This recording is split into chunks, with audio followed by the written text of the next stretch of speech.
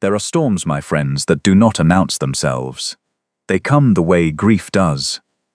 One moment the sky is simply grey, the ordinary grey of a November afternoon in the Yorkshire dales, and the next, the whole world has gone white, and the wind has taken everything familiar and made it strange. That is how it was on the evening I want to tell you about. That is how Lord Aldous Greaves, the Earl of Linvale, found himself standing in the middle of his own estate, 1,200 acres he had known since boyhood, and could not find his way back to his own door. He had been out at the graves. That was the thing no one in the house would say aloud, but that everyone understood when he did not come in before dark, just as they understood when the storm came, and Birch, the young footman who had replaced 3 footmen in the past 18 months, because Lord Greaves had a way of going through staff, the way a fire goes through dry wood, looked out at the white curtain pressing against the window and said nothing, because there was nothing useful to say. Lord Greaves went to the graves every afternoon. He had done so since the spring of 1887, when his wife, Frances had been her name, and I say it quietly, because names of the dead deserve quiet. When she had died in childbed in April, taking with her the son who had lived for precisely 4 hours and 20 minutes, and had therefore, according to the Earl, lived long enough to take everything. 18 months. I want you to understand what 18 months of that particular grief looks like in a man who has decided the correct response to it is to feel nothing, to speak to no one, to reduce his entire existence to a daily walk, to a pair of headstones at the far edge of a frozen garden. It looks like a house that has stopped being a home. It looks like staff who move quietly because loud sounds have consequences. It looks like a man of 38 who looks 65. It looks like Ravenwood Hall in November of 1888. Now, before I go any further, if you are new here and wondering what kind of place this is Moonlight at Ravenwood, and this is the sort of story we keep. The kind about people who had decided they were finished and were not. If you would like to stay for all of it, the subscribe button is just below, and I promise you, my dear friends, it is worth the stay. And if you are one of my regulars, thank you, you already know what comes next matters. Back then, to the Earl of Linvale in the snow. He did not know he was lost. That was the particular cruelty of it. He had been to the graves and back so many times that his feet knew the path without his mind's involvement. And so when the storm came up suddenly and the familiar landmarks of the estate disappeared into white, the copper beech at the south fence, the stone wall running to the kitchen garden, the shape of the hall's roof against the sky, his feet kept moving as they always moved. It was several minutes before he understood he was no longer walking toward the house. He stopped. He stood in the middle of a field that should have been the east garden and was not. He felt the cold for the first time since he had stepped outside. He had not felt the cold in 18 months. He had not felt much of anything, but this. A Yorkshire blizzard in November, the wind taking breath before it could form, the snow already thick enough to swallow the top of his boot. This reached him. He thought as clearly as a man can think when he cannot see past his own hand. I do not know where I am. He had not thought those words in 38 years. Not once. He had always known where he was and where he was going, and what was required. He was the Earl of Linvale. He was supposed to know. He thought about shouting. He dismissed it. The wind would take anything he produced and reduce it to nothing. He thought about walking forward. He had no evidence that forward was any direction in particular. He thought about standing still. He stood still. It was, he reflected, with the dry, specific humor that had survived everything else about him intact, the choice that had served him best for 18 months. Standing still, not moving, not opening, not allowing. The wind hit him sideways. He leaned into it and a voice said, clearly and with considerable irritation, "My lord, do not move." He did not move. He was, after all, already standing still. She came out of the white approximately 6 feet to his left. She wore an oilskin coat that was not sized for her, too large in the shoulders, too long in the hem, and she carried a lantern that was doing very little against the storm, but doing something which was more than darkness would have done. She had a length of rope looped over one arm. She looked, Lord Greaves thought distantly, like someone who had come out with a plan. This was not a thing he had anticipated encountering in the middle of his east field at 5:30 in a blizzard. He said, "Miss Dunbar." "Yes," she said. "It's me." No embellishment, no thank goodness, or are you all right, or any of the things that would have required him to answer feelings-adjacent questions. She held up the lantern and assessed him with the same practical attention she gave, from what he had observed, to everything. The estate accounts, the leaking roof over the north corridor, and the unmistakable air of a woman, the dispute between the cook and the under-footman that had threatened to become a permanent state of affairs before she resolved it in a single afternoon. Miss Lydia Dunbar had been at Ravenwood Hall for 4 months. She had been sent by his solicitors when his estate manager, old Carrick, had finally retired at 74, and the Earl of Linvale had shown no interest in replacing him, just as he had shown no interest in replacing the steward, the head groom, or any of the 3 footmen. She had arrived with a leather satchel and a letter of introduction he had not read, and had, with no particular ceremony, simply begun managing things. He had not objected, because objecting would have required noticing, and he had not been noticing. He had noticed her, though. He had not intended to. "You'll need to hold on to this," she said, and came forward and tied one end of the rope around his wrist with the efficient knot of someone who knew precisely what she was doing with rope. She tied the other end to her own. "I know the way back. The kitchen garden wall is 40 yards to the northeast. Once we reach the wall, I can follow it to the side gate. Don't let go." He looked down at the rope between their wrists. He looked up at her. "You came out with a rope," he said. "I came out with a rope, a lantern, and a fairly strong opinion about the wisdom of earls who visit graves in November without checking the barometer," she said. She was already turning northeast, or already pulling gently on the rope with the matter-of-fact certainty of someone who had decided this was happening, and the Earl's feelings about it were secondary information. "Come on, then." He followed. He had not followed anyone in 18 months. He followed her because the alternative was the white and the wind and the specific cold that had reached him, and because she had rope and a lantern and an opinion, and he had, he realized, none of these things at present. Her footsteps were short and deliberate. She walked the way the snow demanded, each step placed with care, her body leaning slightly forward, the lantern held out to the side where it would catch any change in the ground's surface. She had, he noticed, appropriate boots.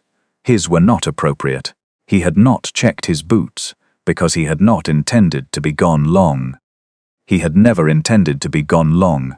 He had been gone long for 18 months. "How did you know where to look?" he said. She had to glance back for his voice to reach her over the wind. "You always go northeast from the east door," she said. "You never vary. I clocked it in my first week." A pause. Her boots found the wall before the wall was visible, and he felt the rope change angle and corrected without thinking. "The graves are at the northeast corner of the garden. You've been going at roughly the same time every afternoon. Today you were 15 minutes late. Mr. Birch mentioned you'd been in the estate books, so I knew you'd hurried. People who hurry in November don't check the barometer." He said, "You have been observing my movements." "I manage Ravenwood Hall. Managing requires observation." Her gloved hand trailed the stone wall now, steady and sure. "Mind the loose section here. 3 stones have shifted. I've written to the mason, but he hasn't come." He stepped carefully past where she indicated. He felt the stones shift slightly under the snow. He would not have felt it without her warning. "You wrote to the mason." 3 weeks ago, 2 follow-up letters. "He'll come in the spring, probably." A pause. "Everything in this county comes in the spring, probably." He walked. He watched her back. The too large oilskin, the careful, deliberate step, the lantern throwing its small circle of amber into the white. He thought about the fact that for 4 months and 12 days, a woman had been managing the house he had abandoned to drift, and had been, in all that time, entirely unconcerned with managing him. She had not tried to draw him out. She had not offered condolences arriving 6 months late and feeling obligatory. She had not arranged dinners. She had not done any of the things people had done in the first months. Before they had understood that he was not recovering in the expected way and had gradually stopped coming. She had simply managed the roof and the cook and the accounts. And now, apparently, the Earl as well. Was it far, he said, when you came out? Far enough, she said. You'd gone east when you should have gone west. Another 20 minutes and you'd have been at the fence line. She did not slow her pace. The fence line has a gap in it. The north field beyond drops quite sharply. He understood what she was not saying. That 20 more minutes in the wrong direction would have been serious in a way that had nothing to do with being cold. He walked with that for a moment. You could have sent Birch, he said. Birch doesn't know the estate yet, simply, and he's afraid of you. He said, I am not frightening. She was quiet for exactly 3 steps. Then she said, no, you're not frightening, you're grief. People confuse the two. He stopped walking. The rope pulled gently as she continued, then she stopped too and turned. He could not see her face clearly in the lantern light and the blowing snow, which perhaps made it easier to say what he said next. That is a blunt observation, Miss Dunbar. I find blunt is faster. She was watching him with the same clear assessment she gave to loose stones and leaking roofs, as though he were also something that could be examined and addressed. Are you all right? Not in the polite way. Actually. He said after a moment, no. She received this without performance, without the instinctive sounds of distress that such an answer usually produced. The quick consolations, the reassurances that things would improve, the way people turned an honest answer into their own discomfort and handed it back to you in a shape you hadn't meant. She simply received it, catalogued it, and kept walking. The gate's about here, she said. He followed. She found the gate by feel. Her hand moved from the wall to the iron, certain and unhurried, and she unlatched it with the ease of someone who had done this before, in worse conditions. She held it open for him, which was not protocol, and he walked through without making anything of it, because she was doing it practically, not hierarchically, and he had, somewhere in the white, stopped caring about protocol. The kitchen garden was marginally more sheltered. The snow still thick but the wind less punishing between the walls. She walked ahead with the lantern, and he walked behind, and he thought about the rope between their wrists, and about the fact that she had thought to bring rope, specifically, and not simply her hands. The difference between someone who had planned for the possibility of a man who might resist being brought back, and someone who had planned for certainty. She had planned for certainty. She had come out into a blizzard expecting to bring him home, and she had brought the tools for it. Did you think I might not want to come back? He said. She was quiet long enough that he thought the wind had taken the question. Then, the thought crossed my mind. He said, it has crossed mine. The lantern swung in a gust. She adjusted her grip on it and kept walking. And yet here you are, walking. He said, you brought rope. There was a quality at the edge of her voice then, something that was not quite practicality, and not quite anything he had a name for, but it was gone before he could be certain, and they were walking again, and she was right. He was walking, and the house was ahead now, its windows appearing one by one through the snow, warm and yellow and, for the first time in a very long time, something that could be called a destination. She stopped at the kitchen door. She turned to face him and untied the rope from her wrist first, then from his, and coiled it with the same quick efficiency with which she apparently did everything. You should go in and get warm, she said. I'll send tea to the study. He stood at the kitchen door of Ravenwood Hall in the blizzard and looked at her. The too large oilskin coat, the practical boots, the coiled rope in her arms, the lantern that had guided him across his own estate. She was not looking at him the way people looked at him. Not with sympathy, not with wariness, not with the careful management of expression that grief produced in bystanders. She was looking at him the way she looked at the wall with the loose stones, not without feeling. But feeling in the service of assessment, what is actually here, and what does it require? He said, "Miss Dunbar, how long have you been at Ravenwood?" 4 months and 12 days, she said, without hesitation. In 4 months and 12 days I have not.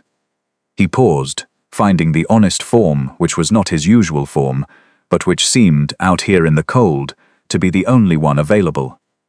"I have not spoken to anyone in this house in any way that might be described as conversation."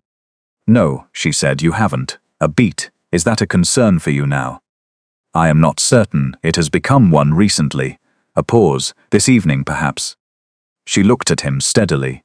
Then she said, quietly and without ceremony, the words landing not like comfort but like fact, "I'm not going anywhere, my lord. I've a roof to fix and an estate to manage and a mason who won't answer letters. You can find me when you're ready." He said, "That is not what most people say.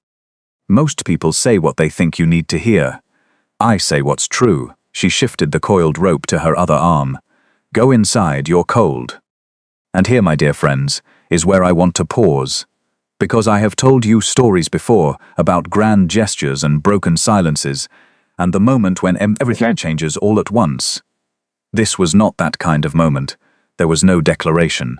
There was a woman with a rope and a lantern who had walked into a blizzard with a plan, and a man who had been standing still for 18 months and had been for the first time required to move. She had not asked his permission. She had simply come, and she had said, in all the ways one can say a thing without saying it directly, "You are coming back. I have accounted for that." That is, I have found the most honest definition of the thing. Not rescue. Rescue implies the rescued person is helpless, and Lord Greaves was not helpless, only stopped. Not charity. Charity keeps an audience and a tally. What she had done was practical. She had known the way, and she had brought rope, and she had said what was true. "I'm not going anywhere." He went inside. He sat in the study for a long time after the tea came. Birch brought it with the expression of a young man who has been frightened for an hour and is relieved but will not say so, and he sat with the particular sensation of warmth returning to hands that had not expected to be warm again that evening. He thought about the too large oilskin coat and what it meant that she had reached for someone else's coat and not waited for her own. He thought about the rope. He thought about, "I'm not going anywhere," and about the quality of that sentence, which was not a consolation. Consolations expire, but a statement of practical intent, which was a different and more durable thing entirely. He had been surrounded, since Francis's death, by people who said things they did not mean. It was not unkindness.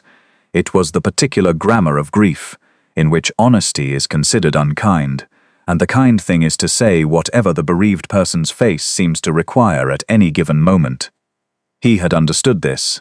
He had hated it with the specific, constant, exhausting hatred of a man who is being managed. She had not managed him. She had managed Ravenwood Hall and brought rope. In the morning the storm had stopped. He came downstairs earlier than usual, early enough that the kitchen was still quiet, and the fires were being laid, and the day was just beginning, which was an hour he had not inhabited for 18 months. He found her at the estate desk in the corridor outside the study, already at the accounts, a cup of tea at her elbow, her own coat, properly sized, hung neatly on the peg. She looked up. She did not look surprised. "Good morning, my lord." He said, "Miss Dunbar, about the mason." "What about him?" He said, "I'll write the letter." She held his gaze for a moment, steadily, the way she held everything. Then she said, "He'll pay more attention to an earl." "I expect so." A pause. "What else is waiting?" She was quiet for 3 seconds. He was beginning to understand that was her calibration interval, the space in which she decided how much truth to deploy at once. Then she turned the account book toward him and set a second chair beside the desk with her foot, unhurried and matter-of-fact, and said, "Where would you like to start?" He sat down. He had not sat at a working desk in 18 months. The chair was slightly too close to hers. He did not move it. Outside, the snow lay across the grounds of Ravenwood Hall, clean and undisturbed, covering the path she had walked the night before with a rope and a lantern, and the certain intention of bringing him home. In the northeast corner of the garden, beneath the copper beech and a layer of new white, 2 headstones stood in the cold. He could not see them from where he was sitting, which was, for the first time, indoors beside another person, with work in front of him, and something in his chest that was not yet hope, but was the shape. Hope sometimes arrives in before you know what it is. He asked about the account for the north roof. She answered with numbers and the name of a contractor in Harrogate. He made a note. She made a note. The fire in the study worked steadily against the November morning. My dear friends, that is where I will leave them. Not at a declaration, not at a tidy conclusion, at a desk on a November morning, with work between them and a window and the beginning of a thaw that had nothing to do with weather. You know, as I do, what such mornings can become. The slow ones, the ones that begin with account books and build, over months, into something neither party had known they were building. Lord Greaves would not have called it that, not yet. Miss Dunbar would not have called it anything, because calling it something would require being certain, and she was a woman who reserved certainty for things she could measure. But she had come out with a rope. She had planned for the possibility that he would need to be brought back, and she had brought the tools for it, and she had been right. And I think, I have told enough of these stories to say this with some confidence, that a woman who walks into a blizzard with rope for a man who has given her no particular reason to do so is a woman who has already, in the most practical and unperformative way possible, decided something, even if she has not said it, even if she does not know she has said it, even if it will take another winter, another spring, another long season of account books and letters to tradesmen and conversations at the estate desk to become the thing it is quietly already becoming. The rope was the declaration, the certain step in the snow, the voice that said, without sentiment, without performance, simply and completely, "You are coming back. I have accounted for that." She had, and he had followed. And sometimes, my dear friends, that is everything. Come back to moonlight at Ravenwood for the next story. We will be here beside the fire, with another one waiting. Every love at Ravenwood is hard won, and every ending, I promise you, is deserved.